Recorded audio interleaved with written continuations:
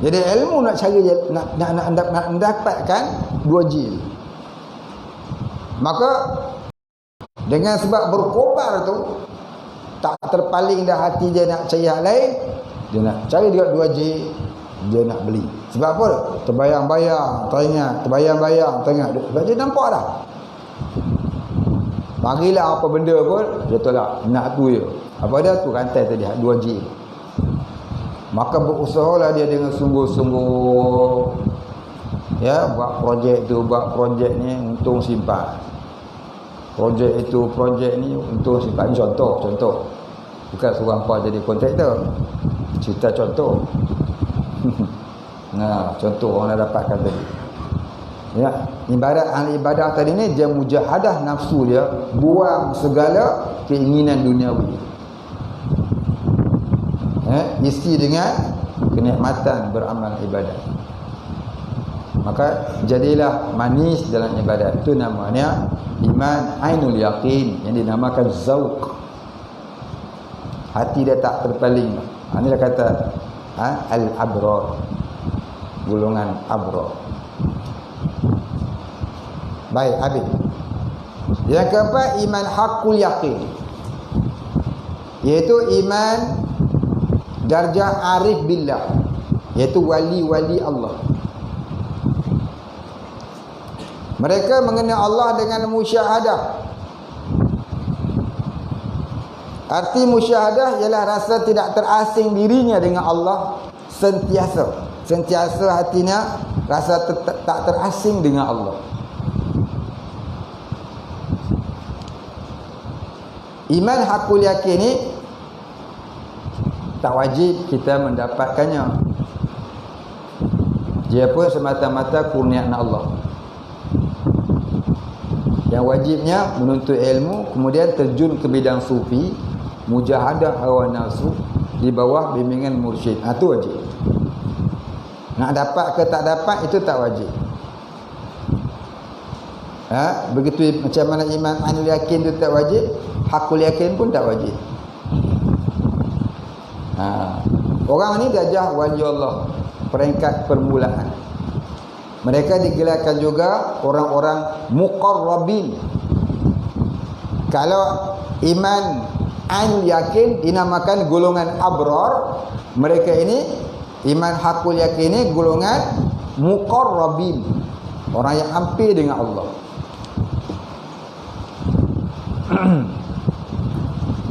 Baik, mereka ini orang yang sudah tidak ada lagi di dalam memorinya untuk melakukan dosa dan maksiat.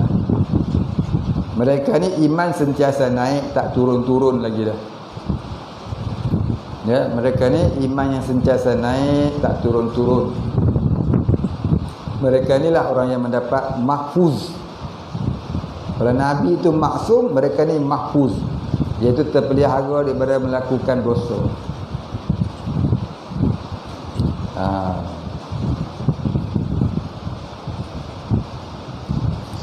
Boleh faham? Baik. Apa maksud rasa tidak terasing dengan Allah? Musyahadah ialah rasa tidak terasing dirinya dengan Allah. Maksud kata tak terasing itu, iaitu tidak terasa di dalam hatinya apabila ia berbuat sesuatu,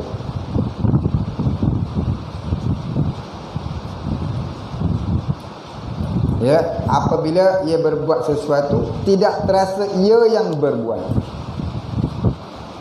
bahkan ia memandang itu perbuatan Allah.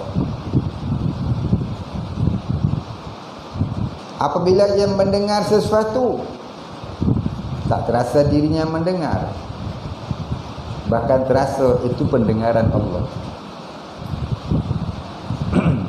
yang dizahirkan kepadanya. Mana hakikat pendengaran adalah pendengaran Allah. Macam mana perbuatan tadi lah, bukan perbuatan kita, Allah yang buat. Tapi kita tak sampai ke darjah itu kerana kita terhijab dengan dosa, terhijab dengan kejahilan, terhijab dengan ananiah. Mereka ni dah tak ada dah dosa, tak ada dah kejahilan, tak ada dah ananiah. Terbuka dalam hatinya semua perbuatan yang terbit di alam adalah perbuatan Allah. Kita belajar tauhid, kita cuma beriktikad, tapi tak sampai peringkat musyahadah. Mereka sudah tidak lagi duduk di peringkat i'tiqad. Mereka sudah duduk di peringkat musyahadah, peringkat merasai, bukan lagi mengetahui. Kita belajar cuma mengetahui. Mereka ni sudah merasai. Ya, mengetahui dengan merasai tak sama. Mengetahui alim, merasai arif. Sebab tu dikatakan mereka yang darjah arif billah. Baik, habis. Yang kelima, iman kamalul yakin. Apa dia iman kamalul yakin? Iaitu iman yang paling sempurna. Kamal maknanya sempurna, iaitu darjah siddiqin. Yang atas tadi darjah muqarrabin, atas lagi tu abrar, dia lagi tinggi, siddiqin. Jadi orang soleh ni ada 3 peringkat: abrar, muqarrabin, siddiqin. Abrarin, muqarrabin dan siddiqin. Iaitu iman darjah ini diperolehi oleh rasul-rasul, anbiya dan wali-wali yang besar, seperti wali kutubul aqtab.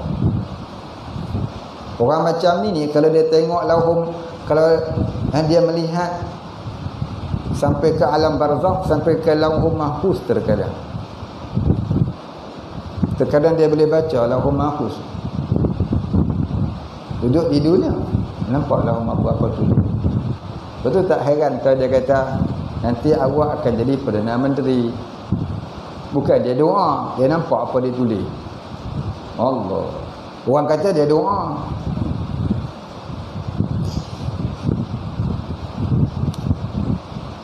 Beberapa tahun dulu, saya dengan jemaah saya, mereka pun dekat sini ya, 2 orang, tanya dia orang. Almarhum Pak Cumik ni beritahu kat kami pergi ziarah 24 orang. Tu Rashid pun ada, Nizam pun ada. Dia cerita kat kami, PM yang ke-10 ni dulu, dia pernah datang rumah Pak Cuk. Tanya ada orang ingat? Pot tu ingat? Ingat. Dia tunjuk surat Anwar tak mau sebut nama, PM 10 ni bagi nama dia kan. Dia tulis Jawi. Nama dia, nama isteri dia, nama anak-anak dia. Ni datang rumah Pak Cu, minta tolong Pak Cu doa dia jadi bagi hilang segala tuduhan. Dia minta biar dia ada peluang jadi PM. Jadi Pak Cu sengih je lah. Sengih tak kata apa. Dia tak kata apa tu maknanya nasib itu kurang molek kot. Kena dulu. Baru ni kawan tu pergi jumpa sekali lagi. Orang kena dia nampak. Ada seorang sahabat saya, dia pernah jumpa dengan Pak Cumi. Masa tu rumah dia mengandung 6 bulan. Pak Cu kata, umur anak kamu ni tak ada. Umur anak hang ni tak ada, dia kata. Sebab Pak Cu kata lagu tu memang tak ada. Sungguh. Dia balik-balik kawan tu gugur. Selang apa hari gugur. Adakah dia doa? Dia doa. Takkan Tok Wadi dah doa bagi budak mati. Dia kata anak kamu ni tunggu kamu di syurga. Maknanya sampai masuk tunggu gugur. Satu umur dah 6 bulan. 6 bulan ni dah ada bentuk. Nah, 6 bulan dah ada bentuk. Jadi macam mana dia tahu? Orang sampai darjah siddiqin ni, dia tengok lauhul mahfuz macam tengok TV. Kita tak nampak apa. Tak nampak hujan. Sama ada dia nak sebut tak mau sebut.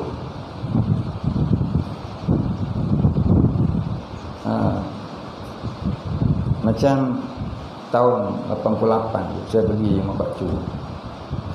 Kami pergi 4 orang. Saya, Syekh Ali, Cuk Wali, semua tu. Kami gelar dia Cuk Wali. Ada rajin zikir. Dan seorang lagi tu. Dia sebut ni, jadi ni, jadi ni, jadi ni. Dia sungguh. 4 orang ada sebut semua jadi apa dia tu.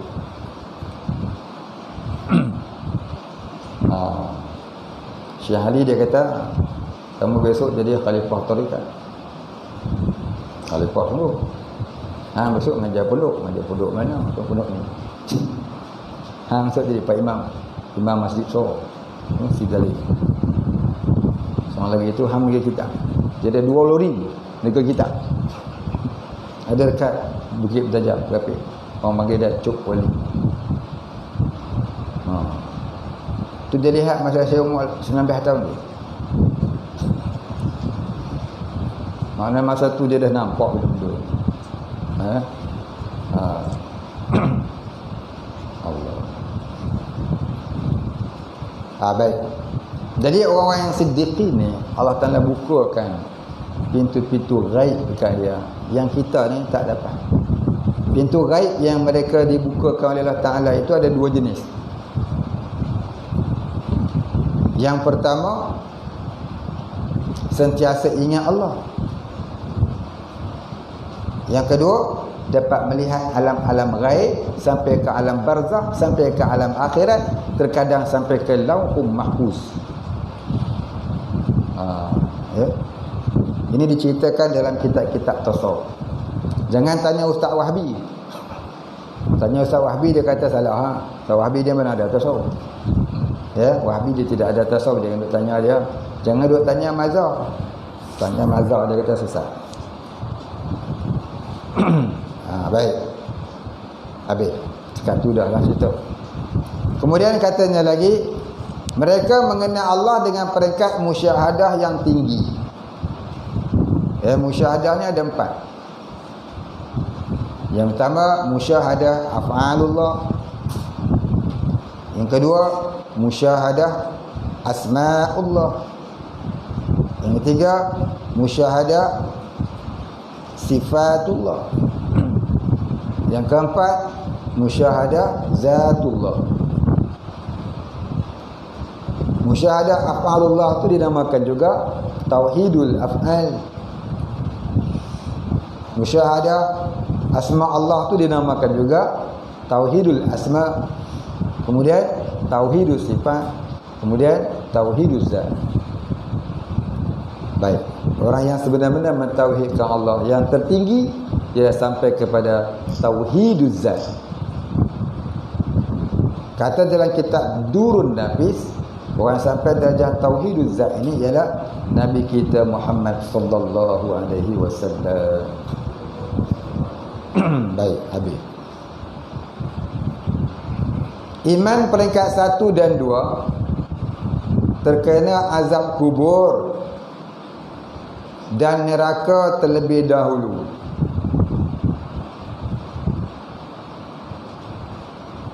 Tambah sikit depan dia, buat Y terbalik.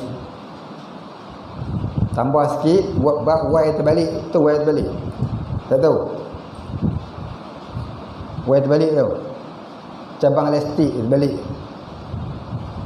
Tak tahu? Tak pernah sekolah ke pun. Y terbalik tu. Tengok belah Syamil. Macam mana Y terbalik? Tunjuk.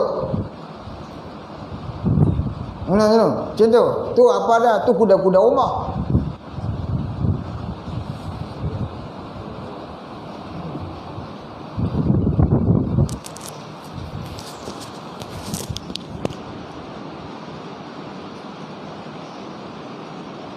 Itulah balik betul sebelum. Belum apa tulis? Belum masuk.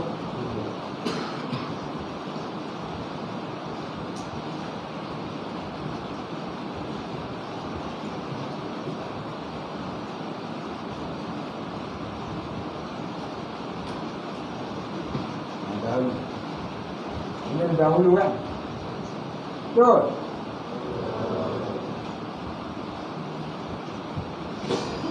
Buat balik itu dulu.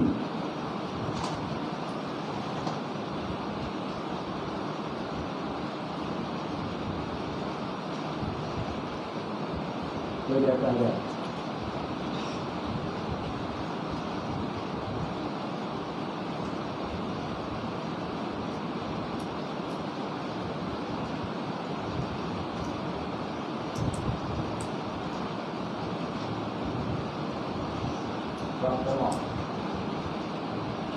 Kita buat balik maknanya kita baca ni. Buat terbalik. Apa tu buat terbalik? Jadi maksud kata buat terbalik itu maknanya ada perkataan yang tertinggal. Ataupun kalau tak buat terbalik tak faham. Jadi baca dia, iman peringkat 1 dan 2 akan terkena azab kubur dan neraka terlebih dahulu jika tidak dengan rahmat Allah, sebelum masuk ke syurga. Jadi bila kita nak kata masuk neraka ni, kita takdirkan dia dengan jika tidak dengan rahmat Allah. Itu adab kita menyebut masuk neraka. Jadi kalau kita siapa tak buat demikian masuk neraka, itu benarnya tak ada adab. Itu namanya biadab. Pasal apa kita kata biadab? Kerana dalam sebuah hadis kursi Nabi kata, Allah Ta'ala berfirman, inna rahmati ghulibat ghadabi. Sungguhnya rahmatku melebihi kemurkaanku. Jadi kalau kita nak kata siapa buat demikian masuk neraka, hendaklah kita takdirkan. Kita sebut siapa buat demikian, kalau tidak dengan rahmat Allah masuk neraka. Kena sebut kalau tidak dengan rahmat Allah. Kena sebut. Kalau tak sebut tu jadi biadab. Jadi biadab, seolah-olah Allah Ta'ala ni dia rahmatnya sikit. Rahmat Allah ni tinggi. Rahmat Allah ni luas. Dia boleh mengampunkan orang kafir sekalipun kalau Tuhan ampun. Baik. Itu kerja wajib belajar tauhid tu. Jadi kalau kita tak belajar tauhid, jadi lagu tu, siapa buat demikian confirm neraka. Itu maknanya tak belajar tauhid. Kalau orang ngaji tauhid tak cakap lagu tu. Faham? Orang mengaji tauhid dia akan sandarkan. Kalau buat demikian jika tidak dengan rahmat Allah masuk neraka. Dia kena sandarkan dengan perkataan jika tidak dengan rahmat Allah. Dia kena sandarkan dengan perkataan jika tidak dengan rahmat Allah. Faham tu? Ini banyak kali saya cerita ni. Esok jaga-jaga kita nak cakap dengan orang, kau tak sembahyang, confirm masuk neraka. Jangan, itu biadab. Jangan cakap lagu mana? Barang siapa tinggalkan solat, jika tidak dengan rahmat Allah, akan diazab dalam api neraka. Tapi kalau orang solat confirm masuk syurga, boleh? Itu boleh. Pasal Allah Ta'ala berjanji, innal ladzina amanu wa 'amilus solihati kanat lahum jannatul firdausi nuzula. Sesungguhnya orang-orang yang beriman, yang beramal dengan amal yang soleh, akan disediakan baginya syurga firdaus. Jadi siapa yang buat amal confirm masuk syurga, itu boleh. Bahkan itu afdal. macam kamu semua ni menuntut ilmu, confirm masuk syurga. Boleh tak? Boleh. Sebab apa? Menggalakkan lagi dia meneruskan beramal. Tapi kalau kita kata kamu ni tak sembahyang, confirm masuk neraka, itu seolah-olah menafikan rahmat Allah yang luas. Ya. Sebab tu bila kita nak kata masuk neraka ni, kena sandarkan dengan perkataan jika tidak dengan rahmat Allah. Ini disebutkan dalam kitab-kitab tauhid. Nanti kita akan sampai dalam kitab Aqidatun Najin yang kita baca. Kita akan sampai dalam kitab Durus Samin dan beberapa kitab-kitab yang lain. InsyaAllah. Baik, habis.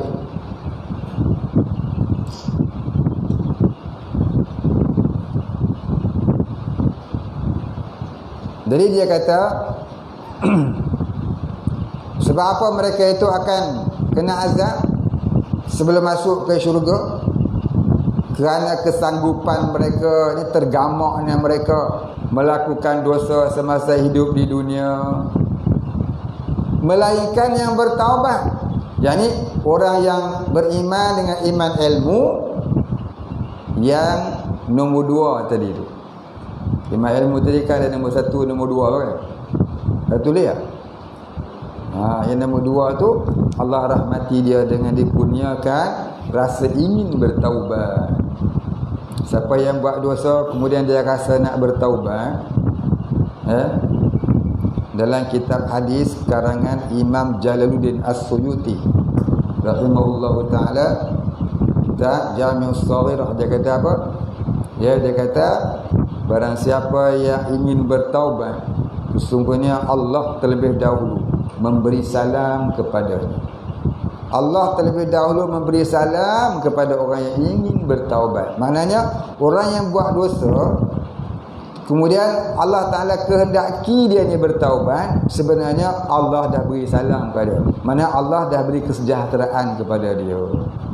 Berapa ramai orang yang berbuat dosa, begitu banyak dosa, tapi di hujung-hujung umurnya dia mati dalam keadaan yang baik sebab dia bertaubat pada Allah. Innallaha yuhibbut tawwabin wa yuhibbul mutatahhirin. Sesungguhnya Allah telah mengasihi orang-orang yang bertaubat dan orang-orang yang membersihkan diri. Jadi kita jangan putus asa dengan Allah walaupun kita ni banyak dosa. Jangan putus asa dengan rahmat Allah walaupun kita ni jahil. Jangan putus asa dengan rahmat Allah walaupun doa kita belum makbul nak jadi baik. Ya, sentiasalah bersangka baik dengan Allah. Walaupun hari ini kita belum jadi orang yang taat. Ya. Walaupun hari ini kita belum jadi orang yang senang dapat ilmu, susahnya dapat ilmu. Masuk ke kanan, belum masuk dah keluar. Bukan kata masuk kanan keluar kiri. Sampai kat cuping tiang kanan jatuh ke bawah. Susahnya nak faham ilmu. Tak mengapa. Baik sangka dengan Allah. Mudah-mudahan suatu hari Allah kurniakan ilmu yang kita tidak belajar. Ya. Mudah-mudahan suatu hari Allah kurniakan dengan kepada kita ilmu yang tidak dengan dipelajari. Itulah sebenar-benar ilmu. Hakikat ilmu itu. Hakikat ilmu itu bukan ilmu yang dipelajari. Ilmu yang dipelajari orientalis pun belajar. Orientalis dia hafal Quran. Hakikat ilmu apa dia? Mengenal Allah. Bila sudah kenal Allah, Allah kurniakan ilmu dari jalan yang tidak dipelajari. Itu dinamakan ilmu apa? Ilmu laduni. Jadi baik sangka dengan Allah. Sentiasa berbaik sangka dengan Allah. Jangan merungut-rungut tentang rezeki. Jangan merungut-rungut tentang nasib diri. Jangan merungut-rungut dengan musibah yang menimpa. Jangan merungut-rungut dengan apa juga yang nafsu tak suka. berbaik sangka dengan Allah. Ya, walaupun susah nak berbaik sangka, kena paksa. Hati tu kena paksa. Terkadang kita kena terus berjuang, terkadang kita kena berhenti sementara, terkadang kita kena gostan pergi beruzlah di tempat yang jauh daripada manusia. Jadi beruzlah jauh daripada manusia bukan bermakna kita selender, tapi kerana mengumpulkan kekuatan. Maka itu adalah afdal. Zaman Nabi ada sahabat-sahabat yang macam tu. Mereka tidak berjuang perang sabilillah kerana membersihkan jiwa. Lihat dalam kitab Minhajul Amidin. Baik.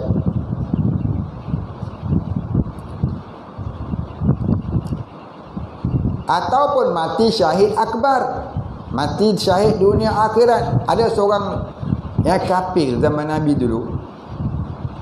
Orang kafir ni dia masuk Islam pada siang.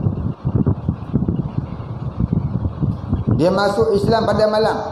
Pada malam tu dia masuk Islam. Dia bangun, dia masuk Islam, dia balik. Malam tu juga Nabi ajak dia berperang. Dia gugur sebagai syahid. Nabi lihat malaikat memandikannya. Padahal dia baru masuk Islam, lama dah kafir. Dia minum arak lah, apa benda semua dia pun. Dengan satu saja, dengan dua kalimah je, kalimah syahadah, bersih semua tubuh dia, bersih semua hati dia, jadi ahli syurga tanpa hisab. Tu dah kelebihan orang mati syahid. Jadi kita ni nak jadi wali tak jadi dah.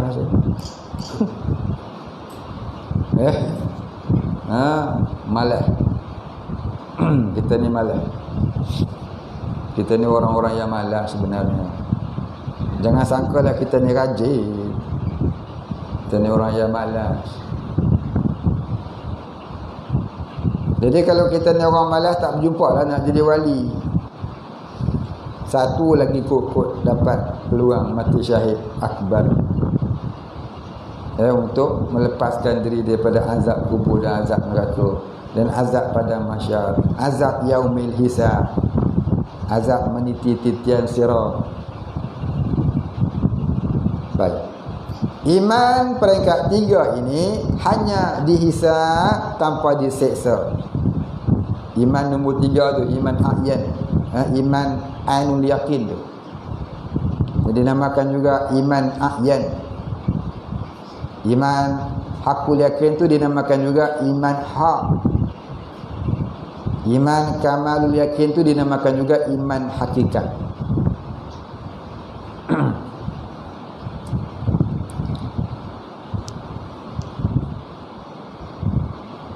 Maka iman peringkat nombor 3 itu iman ainul yakin ataupun iman a'yan. Hanya dihisab tanpa diseksa, kemudian ke syurga. Iman 1 dan 2 tu kalau tidak dengan rahmat Allah masuk neraka dulu, melainkan dia mati dalam bertaubat. Iman nombor 3 tak masuk neraka, tapi dia kena hisab. Bila dihisab, akhirnya didapati timbangan belah kanan dan kirinya sama berat. Maka dia tergolong dalam golongan ashabul a'raf, orang yang sama berat timbangan kiri dan kanan. Maka dia akhirnya selamat daripada neraka, dan melaluilah titian sirat dengan selamat sampai ke syurga. Berapa ribu tahun tu? Berapa hari nak sampai syurga? Ada yang 3,000 tahun. Tu dia. Ingatkan 3 hari setengah. Ada yang 15,000 tahun. Itu orang yang duduk nombor 2, nombor 3 Kehal nombor 2 Hoi berat, no? Jalan je lah. Taltih je, nak taltih. Jalan sini pasir panjang pun tak sanggup. Mayang Jumaat masjid depan tu pun tak sanggup. Sanggup dengan kaki. Tak sanggup jauh rasa macam 1000 km. Ini sini 3,000 tahun. Ada yang sampai 15,000 tahun baru sampai ke syurga.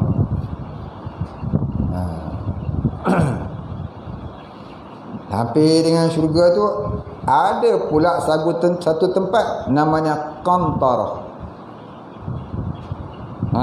Ni tempat perhimpunan orang-orang soleh.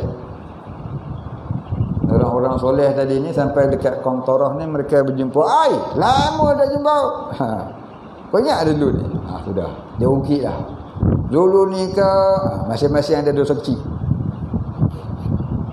Saling menuntut-nuntut di situ, di Qantarah. Ya. Sebab tu kita jangan buat salah orang. Walaupun dosa kecil. Nanti dia tuntut kat situ. Satu hal pula dah situ. Tapi tak apa dah, di situ jangan fikir lah. Kita nak fikir jangan sampai masuk neraka. Masuk neraka ni yaumin kana miqdaruhu alfasanatin mimma ta'uddu. Sehari di sana, di akhirat terasa seolah-olah 1000 tahun dunia. Kalau 3,000 tahun, sehari 1000 tahun, 3,000 tahun sedang berapa hari? Cuba kita bayangkan. Jangan kita duduk rasa selamat dah, tak apa dah. Sebab tu hidup kita jangan duduk fikir dunia. Biarlah orang nak pakai Ferrari ke, kapal terbang ke, roket ke, saya fikir dia lah kan. Ya. Lagi banyak benda, lagi banyak kena hisap, lagi lambat masuk syurga. Silat-silat pula benda tu menyebabkan kita dihumban ke neraka. Wallahu janganlah. Orang yang ada pemikiran sebegitu hanyalah orang-orang pilihan Allah. Bukan pandai bercakap. Cakap siapa pandai bercakap? Ya, kalau tidak Nabi tak kata. Nabi tengok satu orang yang duk kerat lidah dia. Cakap pandai buat tak pandai. Cakap dia tak jadi. Pandai bercakap bab syurga neraka. Pandai bercakap bab kiamat. Pandai bercakap bab azab itu azab ni. Yang dia duk hentak. Itu perangai apa? Perangai Yahudi yang duduk dalam kalangan orang-orang Islam. Wal'iyadzubillah. Dosa ni saja pun kita tak mampu nak tanggung. Dosa apa? Dosa pandai bercakap, tak pandai nak buat. Betul tak? Ni dosa pandai viral kat orang, mai suruh tahajud. Dia subuh dah. Pandai viral baca ayat ni, baca surah ni. Dia qul huwallah pun dah. Surah selawat ni. Hari Jumaat bagus selawat. Dia satu selawat pun dah. Suruh orang dia dah. Tak apalah, taklah dosa. Tapi maknanya apa dia? Jangan hanya pandai suruh orang, kita tak pandai. Apatah lagi kalau kita duk suruh orang jangan buat yang haram, tiba-tiba kita duk buat. Masya Allah. Hina sungguh kita di akhirat.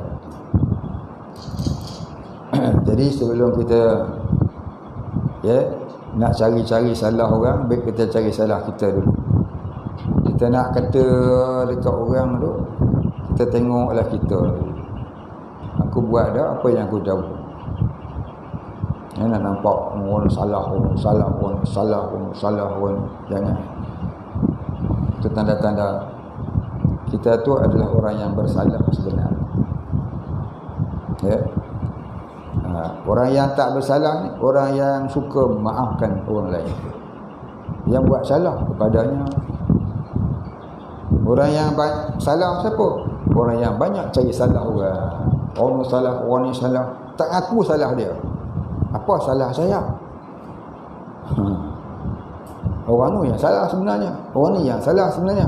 I tak salah. I okey. I ahli syurga. Sudah. Orang lain yang ahli neraka. Pandai lah kau abang. Ada tak orang lagu tu? Ada? Tak ada? No? Tak ada? Ada? Syekh kata ada? Ada. Dengan dah buat main. Ini wajib kita tahu dan wajib ya kita mengenal. Baik, habis. Iman peringkat 3 hanya dihisap tanpa diseksa, kemudian ke syurga. Iman 4 dan 5 masuk syurga tanpa hisab. Kenapa pula ada nombor 4, nombor 5? Nombor 5 tu lebih laju masuk syurganya daripada nombor 4. Sebab di akhirat nanti orang yang masuk syurga tanpa hisab tu ada yang sepantas kilat, ada yang sekelip mata, ada yang tak sampai sekelip mata. Yang tak sampai sekelip mata itulah orang siddiqin. Ada yang kena tunggu ya antara zuhur ke asar, antara asar ke maghrib, baru datang boraknya, baru dia bawa masuk ke syurga. Itu kira lambat tu. Ada yang lebih cepat daripada itu, gantung pada iman hakul yakinnya ataupun kamalul yakin. Dia iman ni apa? Iman hak ke iman hakikat? Iman hakikat tu pun ada lagi yang cepat, ada yang lambat, bergantung kepada darjahnya. Baik, habis. Di dunia lagi mereka telah memperolehi syurga. Ni orang nombor 4, nombor 5 ni, nombor 3, nombor 4, nombor 5 ni, mereka dah ada dah syurga sebenarnya, yang dinamakan Jannatul Ajilah, iaitu syurga ketenangan bersama Allah. Syurga yang didahulukan di dunia sebelum syurga di akhirat. Nampak tak? Syurga yang didahulukan di dunia sebelum syurga di akhirat, namanya Jannatul Ajilah. Syurga yang cepat, dia percepatkan oleh Allah. Apa syurga di dunia? Bidadari turun duk gesek-gesek badan dia kan? Syurga di dunia itu ialah syurga ma'rifatullah. Ya, syurga ma'rifatullah itu lebih lazat daripada syurga Jannatul Firdaus. Syurga ma'rifatullah itu lebih lazat dari syurga Jannatul Firdaus. Bahkan orang-orang yang dapat Jannatul Ma'rifatillah ini, bila masuk dalam Jannatul Firdaus, dia masih rasa lazat dengan Jannah Ma'rifah Allah. Dan orang-orang kewalian lebih suka dengan Jannah Ma'rifatullah daripada Jannah Al-Firdaus. Kita yang maksiat banyak ni, berangan-angan nak masuk syurga, tapi tidak berusaha untuk mendapatkan Ma'rifatullah. Kata orang sufi, barang siapa tak dapat syurga di dunia, tak dapatlah syurga di akhirat. Barang siapa buat syurga di dunia, tak dapat juga syurga di akhirat. Barang siapa dikurnia syurga di dunia, nescaya dikurnia juga syurga di akhirat. Lega tu. Boleh faham? Boleh faham? Boleh faham, saya tak payah hurai dah. Baik, kita berhenti dah dekat tu. InsyaAllah kita sambung. Kemudian katanya bahagian 7, mabadi. Baru nak sampai bab mabadi. Bila nak habis? Kitab Aqidatun Najin dah habis dah, mabadi ni. Baik, kitab ni saya tulis nak beritahu tingkatan iman dulu. Baru nak beritahu tentang tauhid. Baik, kita berhenti, insyaAllah sambung. Allahu a'lam. Al-Fatihah. A'udzu billahi minasyaitonir rajim. Bismillahirrahmanirrahim. Alhamdulillahi rabbil alamin. Ar-Rahmanir Rahim. Maliki yaumiddin.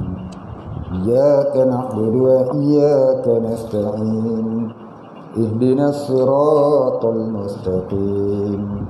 Siratal ladzina an'amta 'alaihim غير المغضوب عليهم ولا الضالين.